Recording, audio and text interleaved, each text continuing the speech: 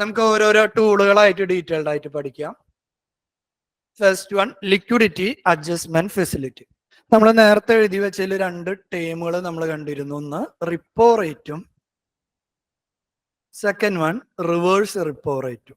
ഈ repo rate, reverse repo rate, ഈ രണ്ട് ടൂൾസ് RBI യൂസ് ചെയ്യുന്നതിനെ ജനറലി വിളിക്കുന്ന പേരാണ് ലിക്വിഡിറ്റി അഡ്ജസ്റ്റ്മെന്റ് ഫെസിലിറ്റി. ഇനി നമ്മൾ പല സ്ഥലത്ത് ഇതിന്റെ ഷോർട്ട് നെയിമാണ് നമ്മൾ ഉപയോഗിക്കുക, ലാഫ്, ലിക്വിഡിറ്റി അഡ്ജസ്റ്റ്മെന്റ് ഫെസിലിറ്റി. കഴിഞ്ഞ ക്ലാസ്സിൽ നമ്മൾ ബാങ്ക് റൺ എന്ന് പറയുന്ന ഒരു കൺസെപ്റ്റ് എടുത്തിരുന്നു. ഒന്ന് ഓർത്തെടുത്ത്, എന്താണ് ഈ ബാങ്ക് റൺ എന്ന് പറയുമ്പോൾ? ബാങ്ക് എന്ന് പറയുമ്പോൾ അതിന് അസറ്റ് ഉണ്ട്, ലയബിലിറ്റി ഉണ്ട്. ബാങ്കിന്റെ അസറ്റ് എന്ന് പറയുന്നത് എന്താ? നിങ്ങളെ പോലെയുള്ള കസ്റ്റമേഴ്സിന് തരുന്ന ലോൺ, അല്ലെങ്കിൽ ഒരു കമ്പനിക്ക് കൊടുക്കുന്ന ലോൺ, അല്ലെങ്കിൽ ഗവൺമെന്റിന് കൊടുക്കുന്ന ലോൺ. ഓക്കെ അല്ലേ?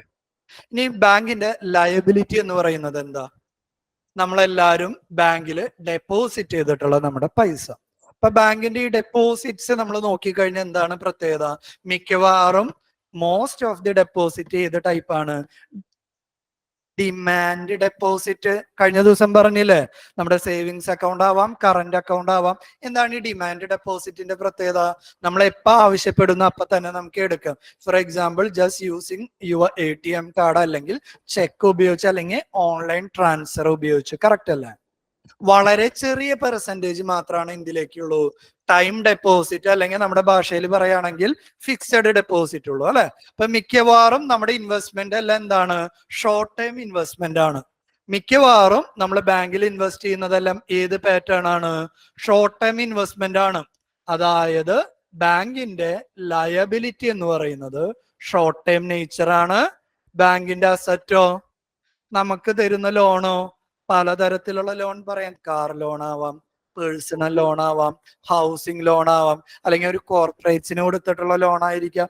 മിക്കവാറും എല്ലാ ലോണും മോർ ദാൻ 1 ഇയർ അല്ലേ? Most of the loans are more than 1 year. അല്ലെങ്കിൽ ഒരു ഹൗസിംഗ് ലോൺ ആണെങ്കിൽ ഇപ്പോഴത്തെ മിനിമം ടെന്യൂർ 15 അല്ലെങ്കിൽ 20 വർഷമാണ്. കാർ ലോൺ ആണെങ്കിൽ 5 or 6 വർഷമാണ്. 2 വീലർ ആണെങ്കിൽ 3 or 4 വർഷമാണ്. മിക്കവാറും എല്ലാ ലോൺസും എന്താണ്?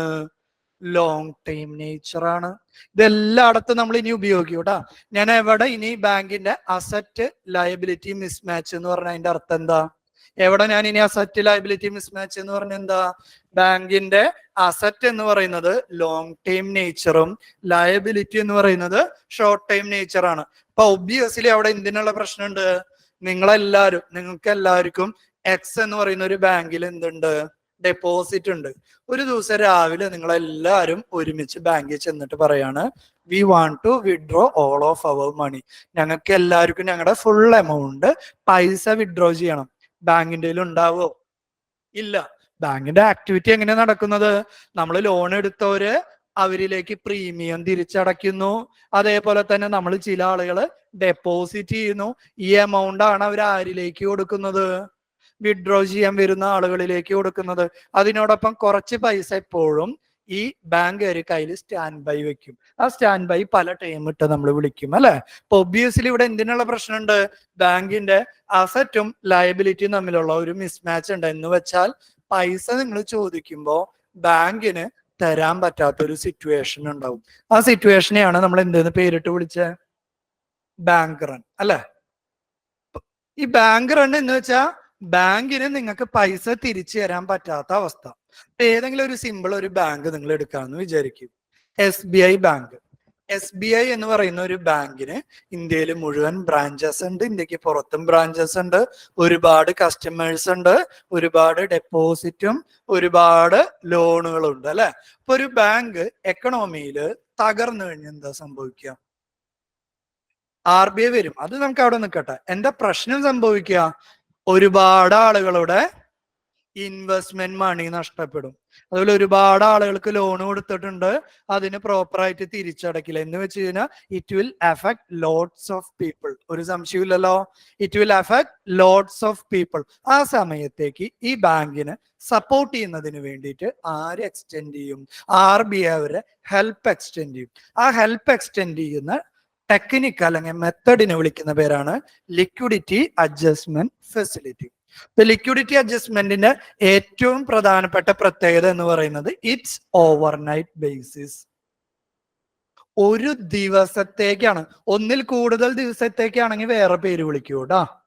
ഈ ലിക്വിഡിറ്റി അഡ്ജസ്റ്റ്മെന്റ് ഫെസിലിറ്റി എന്ന് പറയുന്നത് ഒരു ദിവസത്തേക്ക് അല്ലെങ്കിൽ ഓവർനൈറ്റ് ബേസിസിലേക്ക് അവൈലബിൾ ആയിട്ടുള്ള ടൂളാണ്. ഈ ടൂൾ എന്ന് പറയുമ്പോൾ അവിടെ രണ്ട് സാധ്യതകളുണ്ട്. ബാങ്കിന് കാശ് ആവശ്യമുള്ളപ്പോൾ എന്ത് ചെയ്യാം? RBIനെ അപ്രോച്ച് ചെയ്യാം അല്ലെ. ബാങ്കിന് ഇവിടെ രണ്ട് മെക്കാനിസത്തിന് സാധ്യത ഉണ്ട് നോക്കിയേ. RBI, bank. ഒന്നാമത്തെ കാര്യം എന്ന് പറയുന്നത് എന്താ? ബാങ്കിന് അതിന്റെ കസ്റ്റമേഴ്സിന് കൊടുക്കാൻ വേണ്ടി കയ്യിൽ പൈസ ഇല്ല. പൈസ ഇല്ലെങ്കിൽ അത് ആരെ അപ്രോച്ച് ചെയ്യും? RBIനെ അപ്രോച്ച് ചെയ്യും. RBI ഇൻ റിട്ടേൺ അവർക്ക് എന്ത് പ്രൊവൈഡ് ചെയ്യും? പൈസ പ്രൊവൈഡ് ചെയ്യും അല്ലെ. ഇനി ഇതിന്റെ ഒരു ഓപ്പോസിറ്റ് സിറ്റുവേഷൻ ഉണ്ടല്ലോ. ഒരു ദിവസം രാവിലെ നിങ്ങൾ എല്ലാവരും ബാങ്കിലേക്ക് ചെന്ന് ബാങ്കിൽ കുറെ പൈസ ഡെപ്പോസിറ്റ് ചെയ്തു. ബാങ്കിന് അത് സ്പോട്ടിൽ എടുത്തിട്ട് ലോൺ കൊടുക്കാൻ പറ്റില്ലല്ലോ. ഒരു കസ്റ്റമർ അപ്രോച്ച് ചെയ്താലല്ലേ ആ പൈസ എടുത്ത് ലോൺ കൊടുക്കാൻ പറ്റുള്ളൂ. കയ്യിൽ വെറുതെ പൈസ വെച്ചതുകൊണ്ട് ബാങ്കിന് വല്ല ലാഭം ഉണ്ടോ? ഇല്ല. അപ്പൊ ബാങ്ക് എന്ത് ചെയ്യും? ബാങ്കിന്റെ കയ്യിലുള്ള എക്സ്ട്രാ പൈസ ആരിൽ കൊണ്ടുപോയി ഡെപ്പോസിറ്റ് ചെയ്യും? റിസർവ് ബാങ്ക് ഓഫ് ഇന്ത്യയിൽ ഡെപ്പോസിറ്റ് ചെയ്യും. ഈ രണ്ട് കാര്യം നമ്മൾ പറയുന്നതിന്റെ ഡ്യൂറേഷൻ എന്ന് പറയുന്നത് എന്താ? 1 ഡേ അല്ലെങ്കിൽ ഓവർനൈറ്റ് ബേസിസ് ആണ്. ഓവർനൈറ്റ് ബേസിസ് ആണെങ്കിൽ അതിനെ ഞാൻ എന്തെന്ന് പേര് വിളിക്കും? ലാഫ് എന്ന് പേര് വിളിക്കും. ഇതുവരെ ഓക്കെ ആണോ? ഓക്കെ. ഈ RBI എന്ത് ചെയ്യാണ്? ബാങ്കിന് പൈസ കൊടുക്കുന്നുണ്ട് അല്ലെ. നിങ്ങൾ ബാങ്കിൽ ചെന്ന് കാശ് ചോദിച്ചു കഴിഞ്ഞാൽ ബാങ്ക് നിങ്ങൾക്ക് ലോൺ തരണമെങ്കിൽ ഒരു കണ്ടീഷൻ ഉണ്ടല്ലോ. എന്താ? കൊളാറ്ററൽ. നിങ്ങൾ ഭാവിയിൽ ആ പൈസ തിരിച്ചടച്ചില്ലെങ്കിൽ അത് റിക്കവർ ചെയ്യാൻ വേണ്ടി അവർ എന്ത് ചോദിക്കും? ഈട് അല്ലെങ്കിൽ കൊളാറ്ററൽ ചോദിക്കും അല്ലെ. ഇവിടെ കൊളാറ്ററൽ ആയിട്ട് ഉപയോഗിക്കുന്നത് ആരെയാണ്? Government securities. എന്തിനാണ് കൊളാറ്ററൽ ആയിട്ട് ഉപയോഗിക്കുക? Government security. അല്ലാണ്ട് ആ ബാങ്കിന്റെ പ്രോപ്പർട്ടി അല്ല പ്ലഡ്ജ് ചെയ്യുക. എന്താണ് പ്ലഡ്ജ് ചെയ്യുക? എല്ലാ ബാങ്കുകളും കുറച്ച് ഗവൺമെന്റ് സെക്യൂരിറ്റി വാങ്ങി വെക്കണം. അത് ഫർദർ സ്ലൈഡിൽ നമ്മൾ കാണും കേട്ടോ. അപ്പൊ ഇവിടെ നടക്കുന്ന പ്രൊസീജിയർ എന്താ? ബാങ്കിന് ഓവർനൈറ്റ് ബേസിസിൽ പൈസ വേണം. അപ്പൊ ബാങ്ക് ആരെ അപ്രോച്ച് ചെയ്യും? റിസർവ് ബാങ്കിനെ അപ്രോച്ച് ചെയ്തിട്ട് ഇത് ഞങ്ങൾ നിങ്ങൾക്ക് കുറച്ച് ഗവൺമെന്റ് സെക്യൂരിറ്റീസ് കൊളാറ്ററൽ ആയിട്ട് തരാം, ഞങ്ങൾക്ക് പൈസ തരുമോ? അപ്പൊ പൈസ കൊടുക്കും. ഈ പൈസ കൊടുക്കുന്ന ഈ ടൂളിനെ വിളിക്കുന്ന പേരാണ് റിപ്പോ റേറ്റ്. ഈ ടൂളിനെ വിളിക്കുന്ന പേരാണ് റിപ്പോ റേറ്റ്. ഡെഫിനിഷൻ ആയിട്ട് പറഞ്ഞു തരാലോ അടുത്തതില്. ഇനി രണ്ടാമത്തെ സിറ്റുവേഷൻ നോക്കിയ മക്കളെ. രണ്ടാമത്തെ സിറ്റുവേഷനിൽ എന്താണ് ചെയ്തിട്ടുള്ളത്? ബാങ്ക്, റിസർവ് ബാങ്ക് ഓഫ് ഇന്ത്യയിലെ അവരുടെ കയ്യിലുള്ള എക്സസ് പൈസ കൊണ്ടുപോയി പാർക്ക് ചെയ്യാണ് അല്ലെങ്കിൽ ഡെപ്പോസിറ്റ് ചെയ്യാണ്. അപ്പൊ പൈസ ഇവിടെ കൊണ്ടുവന്ന് RBIയിൽ ഡെപ്പോസിറ്റ് ചെയ്യുമ്പോൾ ബാങ്കിന് തിരിച്ച് എന്ത് വേണം? RBIയുടെ സൈഡിൽ നിന്ന് ഒരു ഗ്യാരണ്ടി വേണ്ടേ? ഞങ്ങൾ നിങ്ങൾക്ക് പൈസ തന്നില്ല RBI, ഞങ്ങൾക്ക് എന്തെങ്കിലും ഗ്യാരണ്ടി വേണ്ടേ? നിങ്ങൾ ഞങ്ങൾക്ക് അത് തിരിച്ചു തരുന്നു. അപ്പൊ RBI ബാങ്കിന് ഗ്യാരണ്ടി ആയിട്ട് എന്ത് കൊടുക്കും? ഗവൺമെന്റ് സെക്യൂരിറ്റീസ് കൊടുക്കും. ഗവൺമെന്റ് സെക്യൂരിറ്റീസ് എന്ന് പറഞ്ഞാൽ നമ്മുടെ ട്രഷറി ബില്ലുകളാവാം അല്ലെങ്കിൽ ഡേറ്റഡ് സെക്യൂരിറ്റീസ് ആവാം. രണ്ടിനെയും നമ്മൾ ഒരുമിച്ച് വിളിക്കുന്ന പേരാണ് ഗവൺമെന്റ് സെക്യൂരിറ്റീസ്. ഈ ടൂളിനെ ഞാൻ വിളിക്കുന്ന പേരാണ് റിവേഴ്സ് റിപ്പോ.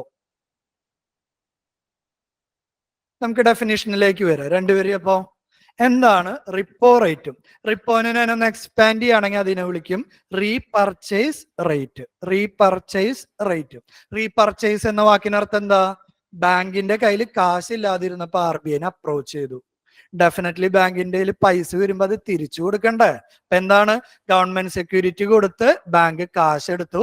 പക്ഷെ ഈ ഓവർനൈറ്റ് ബേസിസ് അല്ലെങ്കിൽ ഒരു ദിവസം കഴിയുമ്പോൾ RBIയിലേക്ക് അവർ ആ പൈസ തിരിച്ചടയ്ക്കണം. That is called repurchase rate അല്ലെങ്കിൽ റിപ്പോ റേറ്റ്. എക്സ്പ്ലനേഷൻ ശ്രദ്ധിച്ചേക്കാം. എന്താണ് റിപ്പോ റേറ്റ് എന്ന് പറയുന്നത്? RBI ബാങ്കിന് ഓവർനൈറ്റ് ബേസിസിൽ ലെൻഡ് ചെയ്യുന്ന, കടം കൊടുക്കുന്ന റേറ്റ്. ശരിയല്ലേ? Repo rate is the rate at which RBI lends to the bank. അത്ര എഴുതിയാലും ഉത്തരം തെറ്റാ. ടൈം പീരീഡും കൂടി പറയണം. ഇതില് RBI lends to the bank എന്ന് പറഞ്ഞു കഴിഞ്ഞാൽ ആ ഡെഫിനേഷനിൽ പുതിയൊരാളും കൂടി വരും. ബാങ്ക് റേറ്റ് എന്ന് പറയുന്ന അടുത്തൊരാളും കൂടി വരും.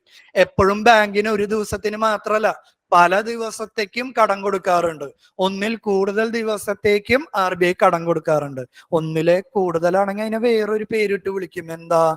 Bank rate. What is the difference between repo rate and bank rate? രണ്ടിലും നടക്കുന്നത് ഒരേ കാര്യം തന്നെയാണ്. എന്താണ് രണ്ടിലും നടക്കുന്ന കാര്യം? റിപ്പോ റേറ്റ് ആണെങ്കിലും ബാങ്ക് റേറ്റ് ആണെങ്കിലും RBI lends to the bank. RBI ബാങ്കിന് കടം കൊടുക്കുന്നതാണ്. രണ്ടിലും RBI എന്ത് വാങ്ങി വെക്കും?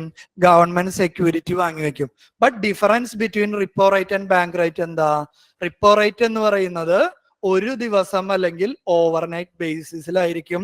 ബാങ്ക് റേറ്റ് എന്ന് പറയുന്നത് more than 1 day, mostly less than 28 days. Okay, less than 1 month, more than 1 day. Okay ആണോ? രണ്ടും തമ്മിലുള്ള വ്യത്യാസം. ഇപ്പൊ ഡെഫിനിഷൻ ശ്രദ്ധിച്ച് ഉപയോഗിക്കണം. What is the difference between repo and bank rate? രണ്ടും എങ്ങനെ ഡിഫൈൻ ചെയ്യണം? Repo rate is the rate at which RBI lends to the bank for overnight basis. ഇതിന് അടുത്തൊരു ചോദ്യം ചോദിച്ചോട്ടെ. ബാങ്ക് റേറ്റ് എന്ന് പറയുന്നത് ലാഫിന്റെ കീഴിൽ വരുമോ? ബാങ്ക് റേറ്റ് എന്ന് പറയുന്നത് ലിക്വിഡിറ്റി അഡ്ജസ്റ്റ്മെന്റ് ഫെസിലിറ്റിയുടെ കീഴിൽ വരുമോ വരില്ലയോ? അല്ലെങ്കിൽ statement, preliminary statement, bank rate is an example of liquidity adjustment facility of RBI. Is it true or false? False. എന്താ കാരണം?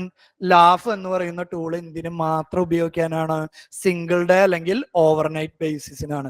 ബാങ്ക് റേറ്റ് സിംഗിൾ ഡേക്ക് ആണോ? അല്ല. സോ ബാങ്ക് റേറ്റ് എന്ന് പറയുന്നത് ലാഫിന് എക്സാമ്പിൾ അല്ല. ഇതുവരെ പ്രശ്നമില്ലല്ലോ. അങ്ങനെയാണെങ്കിൽ റിവേഴ്സ് റിപ്പോ നിങ്ങളൊന്ന് എക്സ്പ്ലെയിൻ ചെയ്ത് എനിക്ക്. എന്തായിരിക്കും reverse repo? It is the interest rate earned by the commercial banks when they are parking their excess fund to the RBI for overnight basis. എന്തെങ്കിലും ബുദ്ധിമുട്ടുണ്ടോ? എന്താണ് ഡെഫിനിഷൻ? നമ്മളൊന്നും ബൈ ഹാർട്ട് പഠിക്കുന്നതല്ല. ഈ ഡയഗ്രത്തിൽ നിന്ന് നിങ്ങൾ പറയും എന്താണ്? ബാങ്ക് RBI കൊണ്ടുവന്ന് പൈസ വെക്കുമ്പോൾ അവർക്ക് എന്ത് കിട്ടും? ഇൻ റിട്ടേൺ ഇൻട്രസ്റ്റ് റേറ്റ് കിട്ടും. ശരിയല്ല? അപ്പൊ എന്താണ്? It is the interest rate earned by the bank when they park എന്ന വാക്കിനർത്ഥം എന്താണ്? ഡെപ്പോസിറ്റ് എന്ന് തന്നെയാണ് കേട്ടോ. then they deposit their extra amount in RBI. ശരിയാണോ? ഇനി ഈ രണ്ട് ടൈമുകളും നമുക്കൊന്ന് കമ്പയർ ചെയ്യാം. ഒരു ബാങ്കിലേക്ക് നിങ്ങൾ വാ. ഒരു ബാങ്കിലേക്ക് വന്നു കഴിഞ്ഞാൽ നിങ്ങൾ ഡെപ്പോസിറ്റ് ചെയ്യുമ്പോൾ നിങ്ങൾക്ക് കിട്ടുന്ന ഇൻട്രസ്റ്റ് റേറ്റ് ആണോ കൂടുതൽ? ബാങ്ക് ലോൺ കൊടുക്കുന്നതിന്റെ ഇൻട്രസ്റ്റ് റേറ്റ് ആണോ കൂടുതൽ?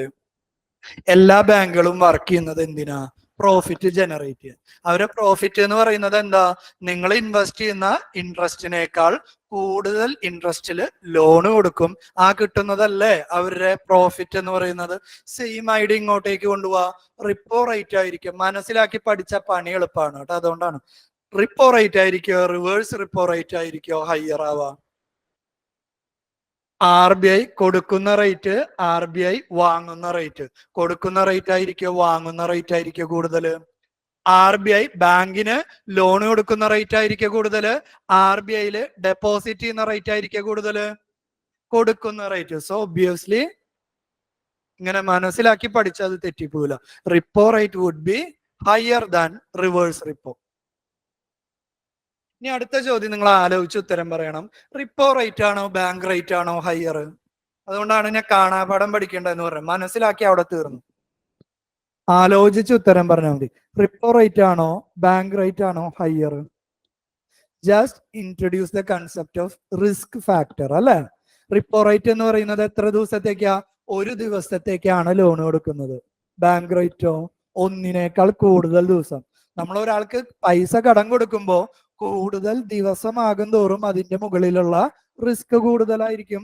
Obviously bank rate would be higher than repo rate. എളുപ്പല്ലേ കണക്ഷൻസ് ആലോചിക്കാൻ? ഇനി ഞാൻ ഇവിടെ നിന്ന് ഓരോരോ ചോദ്യങ്ങളായിട്ട് പറയൂട്ടെ. അതിന്റെ ഉത്തരം നിങ്ങൾ പറയണം. RBI wants to reduce inflation in an economy. What is the decision taken by RBI on repo rate? ആലോചിച്ച് ഉത്തരം പറയും. ഇൻഫ്ലേഷൻ കുറയ്ക്കണം. നിങ്ങൾക്ക് തന്നെ അത് അനാലിസിസ് ചെയ്യാൻ പറ്റുന്ന വെച്ചാൽ പഠിച്ചു തീർന്നു. RBIക്ക് ഇൻഫ്ലേഷൻ എക്കണോമിയിൽ കുറയ്ക്കണം. റിപ്പോ റേറ്റ് എന്താ ചെയ്യുക? റിവേഴ്സ് റിപ്പോ റേറ്റ് എന്താ ചെയ്യുക? ബാങ്ക് റേറ്റ് എന്താ ചെയ്യുക? എല്ലാത്തിലും ഒരേ കാര്യമാണ് ചെയ്യുക. ഒന്നല്ലെങ്കിൽ കൂട്ടും അല്ലെങ്കിൽ കുറയ്ക്കണം. എന്താ ഉത്തരം? ആലോചിച്ച് ഉത്തരം പറയാം. RBI wants to reduce inflation. Technically connect ചെയ്ത് പോവാ മക്കളെ. ഇൻഫ്ലേഷൻ കുറയ്ക്കണമെങ്കിൽ എന്ത് കുറയ്ക്കണം? എക്കണോമിയില് മണി സപ്ലൈ കുറയ്ക്കണം.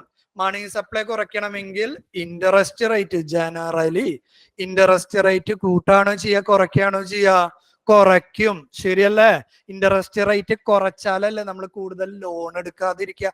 ഓക്കെ ആണോ? ക്ലാസ്സിൽ നിന്ന് ക്ലിയർ ആവ്. നമ്മൾ ഇൻട്രസ്റ്റ് റേറ്റ് കുറച്ചു കൂട്ടി. ഈ രണ്ടും തമ്മിലുള്ള വ്യത്യാസം എന്താ?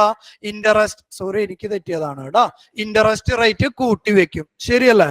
ഇൻട്രസ്റ്റ് റേറ്റ് കൂട്ടി വെച്ച് കഴിഞ്ഞാൽ എന്താണ് സംഭവിക്കുക? നിങ്ങൾ ലോൺ എടുക്കില്ല, കമ്പനിക്കാർ ലോൺ എടുക്കില്ല. എക്കണോമിയിലെ മണി സപ്ലൈ ഡിക്രീസ് ചെയ്യും. മണി സപ്ലൈ ഡിക്രീസ് ചെയ്ത് കഴിഞ്ഞാൽ വി ക്യാൻ കൺട്രോൾ ഇൻഫ്ലേഷൻ. അപ്പൊ നമുക്ക് ഇവിടെ ഒരു സ്റ്റേറ്റ്മെന്റ് ആയിട്ട് അത് എഴുതാം. RBI എന്നുള്ള വാക്ക് മാറ്റിന് പകരം ആരെ കൊണ്ടുവരാ? കുറച്ചും കൂടി ക്ലാരിറ്റി ഉള്ള വാക്ക് MPC അല്ലേ? MPC അല്ലേ ഡിസിഷൻ എടുക്കുന്നത്? MPC wants to reduce inflation. MPC want to reduce inflation. എന്താണ് എടുക്കുന്ന ഡിസിഷൻ? റിപ്പോ ഇൻക്രീസ് ചെയ്യും. റിവേഴ്സ് റിപ്പോ ആക്ച്വലി അവർ ഒരു കാര്യം മാത്രമേ ചെയ്യുള്ളൂ കേട്ടോ. റിപ്പോയില് മാത്രമേ മാറ്റുള്ളൂ. റിപ്പോയും റിവേഴ്സ് റിപ്പോയും തമ്മിൽ ഒരു റിലേഷൻ ഉണ്ട്. അതേപോലെ തന്നെ റിപ്പോയും ബാങ്ക് റേറ്റും തമ്മിലുള്ള ഒരു റിലേഷൻ ഉണ്ട്. ഈ ഒരു ടേം മാത്രം മാറ്റി കഴിഞ്ഞാൽ ബാക്കിയുള്ളത് ഓട്ടോമാറ്റിക്കലി മാറും കേട്ടോ. റിപ്പോ ഇൻക്രീസ് ചെയ്യും, റിവേഴ്സ് റിപ്പോ ഇൻക്രീസ് ചെയ്യും, ബാങ്ക് റേറ്റ് ഇൻക്രീസ് ചെയ്യും. ഓക്കെ ആണല്ലോ? ഇത്രയും കാര്യങ്ങൾ ഇൻക്രീസ് ചെയ്ത എക്കണോമിയിലെ മണി സപ്ലൈ ഡിക്രീസ് ചെയ്യും. ഓക്കെ അല്ലേ? റിലേഷൻസ് മനസ്സിലാക്കാട്ടോ. MPC wants to reduce inflation, repo will be increased, reverse repo will be increased, bank rate will be increased. ഇപ്പൊ എന്തുണ്ടാവും? മണി സപ്ലൈ ഡിക്രീസ് ചെയ്യും. എന്ത് തരം പോളിസി മക്കളെ ഇത്? എന്ത് നടക്കുന്നോ അതിന്റെ ഓപ്പോസിറ്റ് അല്ലെ? Counter cyclical policy. Counter cyclical policy. Reverse റിലേഷനും കൂടി നമുക്ക് നോക്കാം. എന്തായിരിക്കും റിവേഴ്സ് റിലേഷൻ?